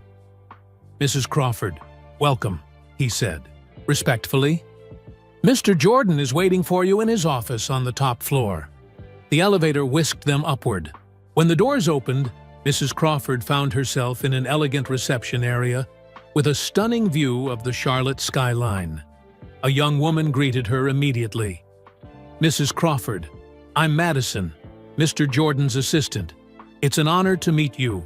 He speaks of you often." Madison led her through a set of double doors into Michael's private office. The large room was tastefully decorated with memorabilia from his career. Championship trophies, framed jerseys, and photos with presidents and celebrities. But what caught Mrs. Crawford's eye was the small blue notebook sitting prominently on his desk. Michael rose from his chair, smiling broadly. "Mrs. Crawford, welcome to my world." "It's quite a world," she replied, looking around in amazement. Michael gave her a tour of his office, pointing out meaningful items: his first NBA contract, a basketball from his championship-winning shot against Utah, family photos of his children and grandchildren. Then he gestured toward a small blue box on his desk, the same type of box that had contained her gold basketball necklace.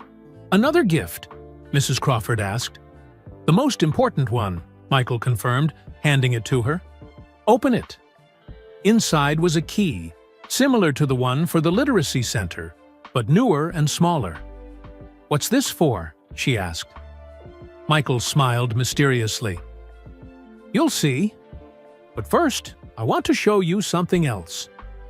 He pressed a button on his desk, and a panel in the wall slid open to reveal a hidden room. Michael led Mrs. Crawford inside.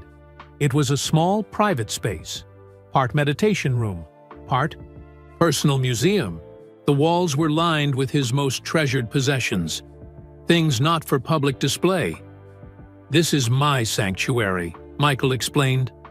"When decisions are tough or pressure is high, I come here to remember who I am and where I came from." Mrs. Crawford was touched by his willingness to share such a private space.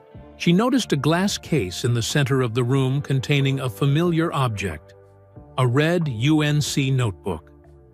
"The college notebook I gave you," she said softly. Michael nodded. Right next to it is the NBA notebook I bought myself after you taught me the habit. And next to that is the business notebook I used when planning to buy the Hornets. He placed a hand on her shoulder. Your lesson about writing things down, capturing goals and dreams on paper, it became a lifelong practice that helped me succeed in every arena. Not just basketball, but business and life. Mrs. Crawford blinked back tears. I had no idea. Few people do, Michael said. That's why this room is private. But there's one more thing I want to show you. He led her back to his main office and picked up a framed document from his desk. It was a letter, typed on official stationery, dated 6 months earlier. I wrote to the president, Michael explained, telling him about an extraordinary teacher from Wilmington, North Carolina, who changed my life and countless others. I nominated you for the Presidential Medal of Freedom. Mrs. Crawford gasped. Michael, no. Yes, he said firmly. And this is the response. He handed her the framed letter. It confirmed that Ruby Crawford had been selected to receive the nation's highest civilian honor at a White House ceremony the following month. This can't be real, Mrs. Crawford whispered, her hands trembling as she held the letter. It's very real, Michael assured her. The president himself called to tell me the selection committee was moved by your story. They said teachers like you are national treasures. Mrs. Crawford sat down heavily, overwhelmed by the news. I'm just a simple English teacher from Wilmington. You're much more than that, Michael said gently. You're proof that one person can change thousands of lives through kindness, belief, and wisdom. He knelt beside her chair. Remember the key I gave you? It's to a suite at the Hay Adams Hotel in Washington, D.C., where you'll stay for the ceremony. Your niece from Atlanta and your nephew from Boston will join you. All expenses paid. Mrs. Crawford could barely process this information. The Presidential Medal of Freedom? Michael, only the most distinguished Americans receive that honor. Exactly, Michael said with a smile. And you are certainly distinguished. The woman who helped shape Michael Jordan deserves nothing less. As the reality of this honor began to sink in, Mrs. Crawford looked at Michael with new understanding. From the shy sophomore she had encouraged decades ago, he had become not just a basketball legend, but a man of extraordinary generosity and depth. This isn't just about me, is it? She asked perceptively. It's about valuing teachers, showing the world that what happens in classrooms matters. Michael nodded. Exactly. Your story needs to be told, Mrs. Crawford, not just in Wilmington, but nationally. The world needs to be reminded that sometimes the most meaningful acts are small ones, like giving a disappointed 15-year-old boy a notebook and telling him to write down his dreams. Mrs. Crawford's eyes filled with tears as the full circle of their journey together became clear. She had given a young Michael words to express his determination. Now, the man he'd become was using his influence to give her recognition beyond anything she could have imagined. Thank you doesn't seem adequate, she said softly. Michael smiled. That's exactly how I felt when I decided to find you after all these years. But here's the beautiful thing about gratitude, Mrs. Crawford. When expressed sincerely, it's always enough. Mrs. Crawford carefully folded the presidential letter and handed it back to Michael. I never taught for recognition or rewards, she said softly. Just seeing my students succeed was always enough. I know, Michael replied. That's exactly why you deserve this honor. He helped her to her feet and guided her back to the main area of his office. There's one more aspect to my surprise, he said, checking his watch. We have a lunch reservation, and there's someone special I want you to meet." They took the elevator down to the ground floor, where Keith was waiting with the SUV. The drive through uptown Charlotte was short, ending at an elegant restaurant called the Fig Tree. Housed in a restored 1913 craftsman bungalow, it was one of the city's finest dining establishments. "Fancy place," Mrs. Crawford commented as Keith helped her from the vehicle. "Only the best for you," Michael said with a smile. Inside, the maitre d' led them to a private dining room in the back of the restaurant. Mrs. Crawford noticed that Michael seemed unusually nervous, checking his phone repeatedly and glancing toward the door. "Is everything all right?" she asked. "Yes, just waiting for our guest to arrive," Michael explained. As if on cue, the door opened, and a distinguished-looking man in his 70s entered. He had salt-and-pepper hair, kind eyes behind wire-rimmed glasses, and walked with the slight stoop of someone who had spent decades bending over students' desks. Mrs. Crawford stared at him in shock. Coach Herring, Clifton, Pop. Herring, Michael's former basketball coach, who had cut him from the varsity team in his sophomore year, smiled warmly at Mrs. Crawford. "Ruby Crawford," he said, his voice raspy with age. "It's been a long time." Michael stood to shake Coach Herring's hand. There was a moment of awkwardness as the three of them contemplated their shared history. The coach who cut Michael, the teacher who encouraged him, and the boy who used that disappointment as fuel to become the greatest basketball player of all time. "Please, sit down," Michael said, gesturing to the chair beside Mrs. Crawford. As they settled in, Mrs. Crawford studied Coach Herring's face. He had aged considerably since his coaching days, lines of hardship etched around his eyes. She knew he had faced health challenges over the years, including the schizophrenia diagnosis that had eventually ended his coaching career. "How have you been, Clifton?" she asked gently. "Good days and bad days," he replied honestly. "But more good than bad lately." Michael explained that he had reconnected with Coach Herring a few years earlier. Despite the famous story of being cut from the team, Michael harbored no ill will toward his former coach. In fact, he had been quietly helping with Herring's medical expenses for years. "Coach Herring made the right decision when he cut me," Michael said. "I wasn't ready for varsity.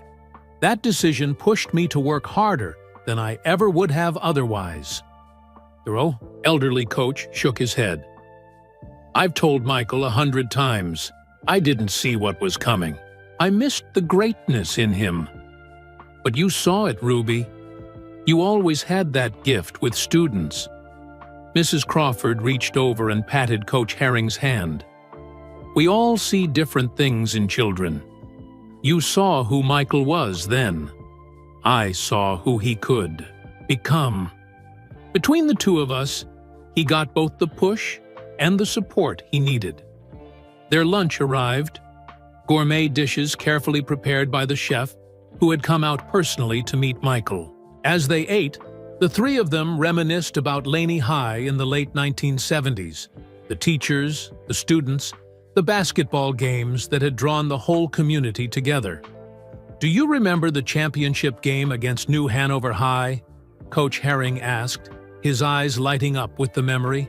"Michael scored 30 points, and you were in the front row, Ruby, jumping up and down and shouting like a teenager." Mrs. Crawford laughed. "I most certainly was not. I was cheering enthusiastically, but with appropriate dignity." "You were standing on the bleachers," Michael confirmed with a grin. "I remember because you were wearing that bright yellow dress that made you look like a sunflower." "Well," Mrs. Crawford sniffed, "it was an exciting game." As their meal concluded, Michael grew more serious. "I asked Coach Herring to join us today for a reason," he explained. "I wanted both of you to be part of a special announcement." He pulled out his phone and pulled up a video. "This is going to air nationally tonight on ESPN, ABC, and several other networks. I wanted you both to see it first. He pressed play. The screen showed Michael sitting in his office, looking directly at the camera. "My name is Michael Jordan," the recorded Michael began, "and I'm announcing today the creation of the Classroom Champions Foundation with an initial endowment of $100 million. This foundation will recognize and reward extraordinary teachers across the country who change students' lives through belief, encouragement, and dedication." The video continued, explaining that each year, the foundation would select 100 teachers nationwide to receive $50,000 awards and professional development opportunities. Schools with winning teachers would receive additional funding for literacy programs, mentoring initiatives, and student support services. The first classroom champion, video Michael continued, is Mrs. Ruby Crawford of Wilmington, North Carolina, the teacher who changed my life when I was a disappointed sophomore who had just been cut from the varsity basketball team. The QR video showed photos of young Michael, Laney High School, and Mrs. Crawford in her classroom. It told their story briefly but powerfully, ending with a call for nominations of other transformative teachers. When the video ended, Mrs. Crawford was speechless. Coach Herring wiped a tear from his eye. "That's going to inspire a lot of people," the coach said quietly. Michael nodded. "That's the goal, to remind everyone that sometimes the person who changes your life isn't the one in the spotlight.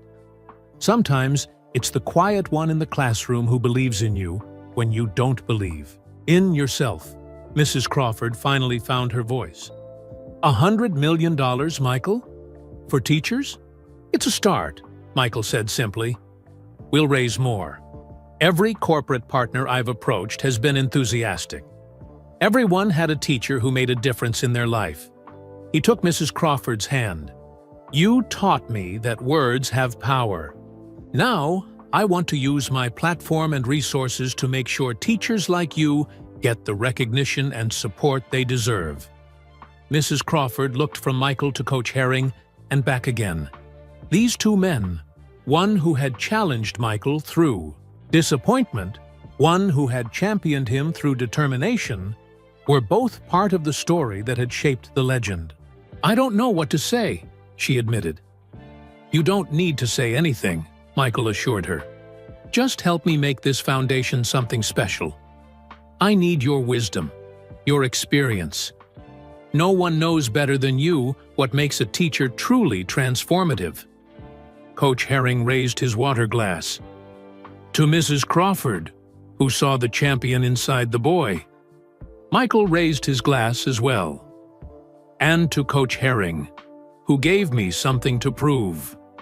Mrs. Crawford looked at the two men, her former colleague and her former student, and felt a sense of completion. The circle that had begun in a high school classroom nearly 5 decades ago had come full circle in ways none of them could have imagined. "To both of you," she said, raising her own glass, "for showing me that sometimes our greatest impact comes in ways we never expect." As they finished their lunch, Michael's phone buzzed with messages about the Presidential Medal of Freedom ceremony. Arrangements were being made, schedules coordinated. "I can't believe this is really happening," Mrs. Crawford said, still trying to process everything. Michael smiled. "Believe it. After all, you taught me that believing is the first step to achieving." "Another vocabulary lesson put to good use," Mrs. Crawford replied with a twinkle in her eye. As they prepared to leave, Michael handed Mrs. Crawford a small package wrapped in blue paper. "One last gift," he said. Inside was a brand new blue notebook, identical to the one he had received as a 15-year-old. On the first page, Michael had written, "Dear Mrs. Crawford, now it's your turn to write a new chapter. Your story is still unfolding, and the best pages are yet to be written." With eternal gratitude, Mrs. Crawford held the notebook close to her heart, too moved to speak. After all these years, the teacher had become the student, and the student had become the teacher. And together, they were about to change education in America. Some dreams were too big, even for notebooks. But as Mrs. Crawford had taught Michael long ago, that's exactly the kind of dreams worth pursuing. Where are you listening from? I'd love to know in the comments below. If you enjoyed this story about gratitude, second chances, and the powerful impact teachers have on our lives, please take a moment to like this video and subscribe to our channel. We share heartwarming stories like this one every week. Don't forget to share this video with friends and family who might need a reminder about the difference one person can make. Together, we can spread kindness and awareness about the unsung heroes in classrooms everywhere. Thank you for listening. And remember, sometimes the person who changes your life isn't the one in the spotlight, but the quiet one who believes in you when you don't believe in yourself. See you in the next story.